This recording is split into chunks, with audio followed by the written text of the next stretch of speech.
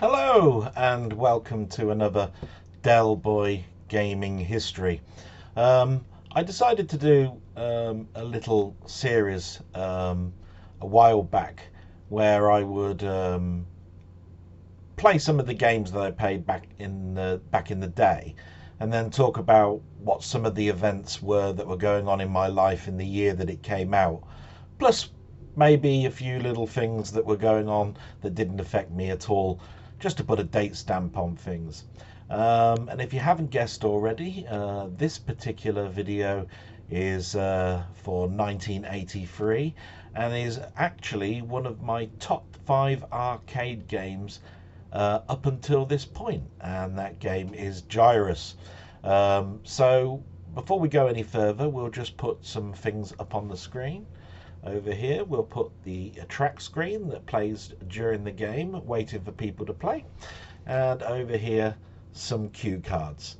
Now down there I might put some additional pictures when I'm talking about things that happened in this particular year. So what did 1983 mean for me? Well, when it comes to technology and the computers that I owned, things had diminished down slightly. I now had a VIC-20, a Commodore 64 and an Atari 800. When it comes to the Sinclair machines, the ZX80 and 81, they're either now passed on to another person that I'd sold it to, or I just didn't use it anymore, or it broke, one of the two. But 1983 was a little bit of an eventful year for me at secondary school. I was now approaching my third year. Now, if anybody starts talking about this particular era, the 80s, because I'm not quite sure this goes on anymore, but in the third year you chose certain lessons to drop that you did not want to continue to learn about, and chose additional subjects based on an interview that you had with a career teacher. Now, my career advisor didn't really help me too much. This is the downfall, I think, of this particular system, because you couldn't alter maths, English, or science, but you could certainly get rid of stuff that you didn't like, and you could go too far in a direction of subjects that you liked, but they weren't going to benefit you in getting a career later on. So you ended up dumping things like I don't know, geography, history, whatever, and you'd go, yeah, give me as much steel work as you can, as much woodworking as you can, anything that gets me out of that other stuff. And really, you're not thinking about your career. This is where I think that doesn't work. I think that still goes on, but you got to remember the age of the person. I mean, at this particular instance, you're in that 13, 14 year age group, and you're not thinking about what you want to be when you're an adult. But enough about that. Now, when it comes to Gyruss, I always talk about what likelihood was it for me to get this particular game. So it would have been on holidays or at the bus depot that I've talked about before, which had a cafe. We had a travelling fair, we still do. It happens every October in my town. And in this particular instance, Gyruss was actually in our sports centre. That's where I first discovered it. Then it actually turned up at our travelling fair, and basically it turned up quite a lot of my in 1983. On top of that, we were not too far away from getting home releases of arcade machines, and a little bit later on I did manage to get this to go on my Commodore 64, but that's jumping ahead a little bit. So this was a big year for me for how I watched my films, because in 1983 we got our first video recorder. This was a Hitachi top loader. My family relied on me a little bit on understanding video technology, because basically they didn't know how to set the clock or set the timer. They didn't understand that it had its own independent tuner so that you could store BBC One and all of our terrestrial TVs on the video recorder and also have those tuned in independently on the TV. They never ever, and they still don't, get their head around that sort of thing. So I was the one who was always putting a plug on things and everything else, which I didn't mind. It sort of like eased me into technology a little bit, really, knowing that the family relied on me to do those types of things. So films that were out in 1983 that I actually did go to the cinema to watch. So they were Star Wars, Return of the Jedi, Octopussy, Superman 3, The Meaning of Life, Dark Crystal, War Games, Brainstorm, Trading Places, Never Say Never Again, Tootsie, and Educating Rita. Now, I also saw E.T., but I didn't actually really see that until January 83. It came out in this country closer to Christmas, but I didn't get to see it.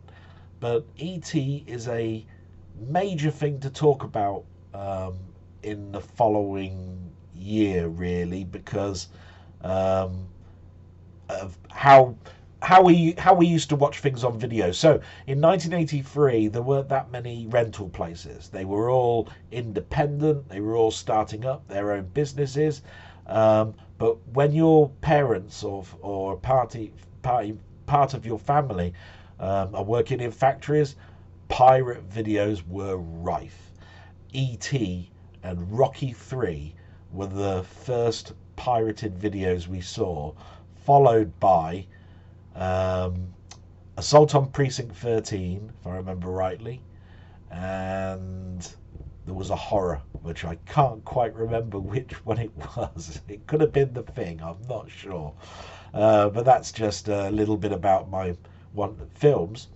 When it comes to things outside of computers, in the year of 82 that spanned into 83, I got into the Fighting Fantasy range of books. Now, these were a set of books that basically you role played. So you had some dice, you had a story, and at certain points you had to make a choice. Did you want to go left? Did you want to go right? Did you want to use the rope? Whatever. And you turned to a certain page and it told you whether you died or not, or continued through the adventure. They were mostly by Ian Livingstone and Steve Jackson. They started actually in 82, but I got heavily into them in 83. By the end of 83, 5 books were in the range. So I started off with The Warlock of Firetop Mountain and ended up with, I think, Citadel of Chaos, something like that, I think the book was called. Had an immense time with those, and I did collect them all the way up to around about book 15 or 16. By that point, I'd moved on. I was much more of an adult, and so didn't really continue with those books. Not that these were aimed at children too much. It's just that I'd discovered things like going to the pub and girls and things. So I sort of like moved away a little bit. When it comes to music, the type of music I was listening to was still the same. It was the soundtracks of films, which were very big if you think about it at this stage. I've moved from listening to the scores of music, the actual orchestral end. This year was a huge expanse into pop music in films, because Top Gun, Flashdance, Fame, all of those were suddenly starting to have top hits in the charts. So they were starting to become part of soundtrack albums. But my music stayed the same. I liked electronic music. I liked the soundtrack orchestral music. But I was also listening to Police, Billy Joel, Elton John, New Order, Yellow, ZZ Top, and the last one I'm mentioning is Prince, because although Prince didn't mean that much to me in this particular year, it did affect friends around me, and there was a particular friend called Steve who I remember really loved Prince and couldn't wait to see the film that he was in and having his music turned into visuals. And lastly, we talk about the events that went on in 1983, which might bring back some memories to you.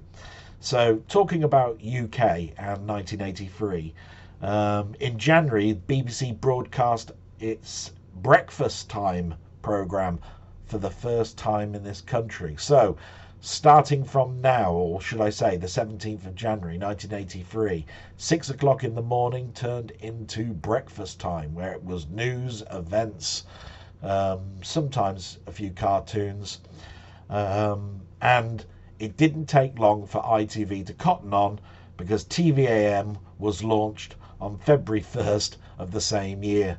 They all went through a period of time where this type of broadcast does not work, and there were so few viewers that it was under termination or cancellation many times in their first 6 months. In fact, TVAM got so close that its saviour was a puppet called Roland Rat and a TV programme rerun called Batman.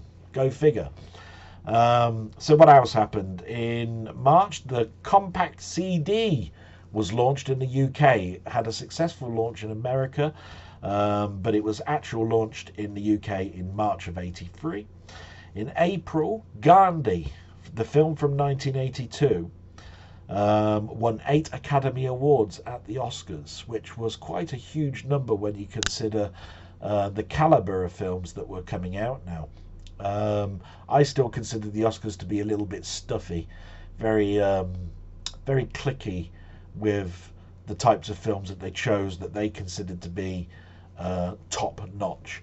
Gandhi was a film that I've enjoyed at later life, but back in the day when Gandhi first came out, I wasn't really particularly interested, and I couldn't understand why the films that were making mega bucks in money weren't the ones that were winning Oscars. You learn later on why that is. In April as well, the £1 coin was introduced. Now, I'd actually almost forgotten this. I thought the pound note was around longer and the coin came out a little bit later in the 80s, but apparently it wasn't. It was April. So I take it that the £1 note was phased out 2 to 3 years later. They must have claimed all those back. In August, this won't mean much to anybody outside of UK, but our car registration plates were always set in a certain way to indicate what year they came out. This was the year that the A prefix came out at the beginning letter of our registrations. So where they could be numbers and letters, it was now letters and numbers. The beginning letter indicated the year it came out. So A is 1983. They came out in 6-month periods, so it would be A, then B, then C, and so forth, and they would go up in 6-monthly increments. Quite a few letters before you had to change that medium again. And then there wasn't much else that went on that stuck in my mind, but I do remember in December that there were 6 killed in the Harrods bombing. Now, the reason that one sticks out is not because of that particular incident, but there was another bomb that went off on Christmas Day. And if you've ever been to the UK and you've been to Christmas, it's very much a family holiday. And on the news, you would have the Queen's message mostly would be the thing that we would stop and watch our TVs for. Everything else would be cartoons and anything else that's a repeat. On this particular day, there was a bombing, only this time there were no casualties, and they were closely linked together, both the Harrods bombing and the Christmas Day bombing. And that pretty much sums up my 1983. Hopefully that's brought back a few little memories for you. So like before, I think it's time to get rid of all of that gump out the side there like that. And we are going to see some really, really bad gameplay done by me on one of my favourite games called Gyruss. Gyruss is a shoot-'em-up that basically is a little bit like Gallagher and Tempest put together. Now, if that doesn't mean much to you, what it really means is that you have a spaceship that flies around in a circle firing inwards, all of the enemy creatures that would normally be coming down the screen would be coming out of the center of the screen, and your aim is to go from the outer edges of the universe to get to Earth. 25 stages, couple of challenge stages where you can't die but you get your score boosted up, and an absolute fantastic music score, which basically you'll be probably humming away at the end of my bad gameplay. So much ado, let's get on with the game, and bye bye, see you on the other side. Hello and welcome to the gameplay side of one of my favourite arcade games, Gyruss.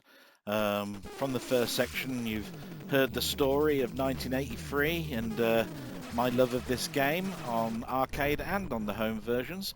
So much ado, we'll just continue. We'll put a coin in, and here we go with the crap gameplay because although I've been back on this game on and off through MAME, I haven't played it in the arcades for 25 years. So here we go. 2 warps to Neptune. Here we go. Oh, missed one. Got that one. On and brightly comes at the top.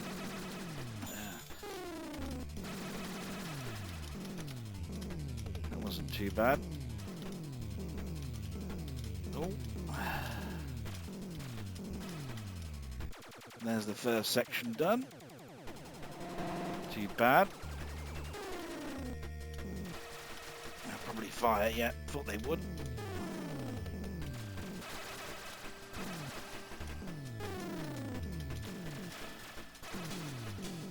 It is a matter of remembering the patterns mostly with this one. And crappy little deaths if you don't watch yourself.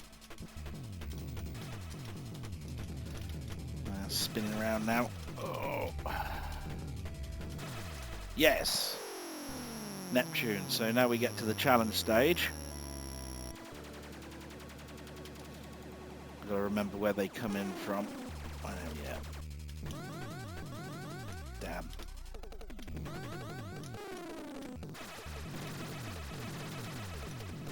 I'm not so nimble on the fire button anymore. Oh, that wasn't too bad.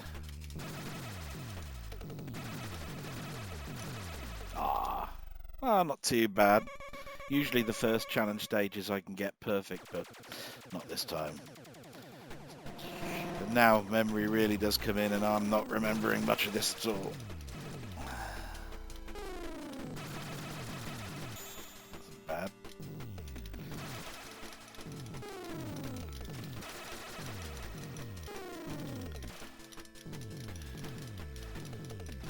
Ooh. Gets a bit trickier now. Oh, I've got to watch those asteroids.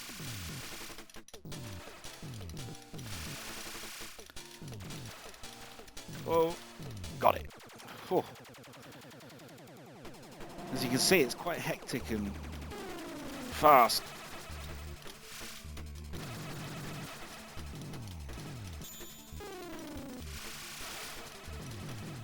Oh.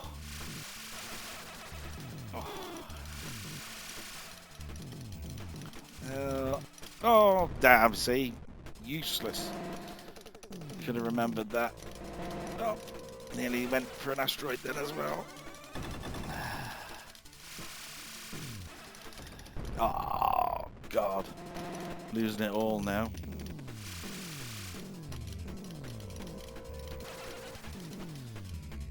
Oh.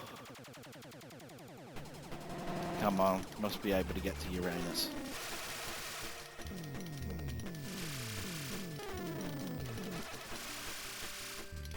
Oh.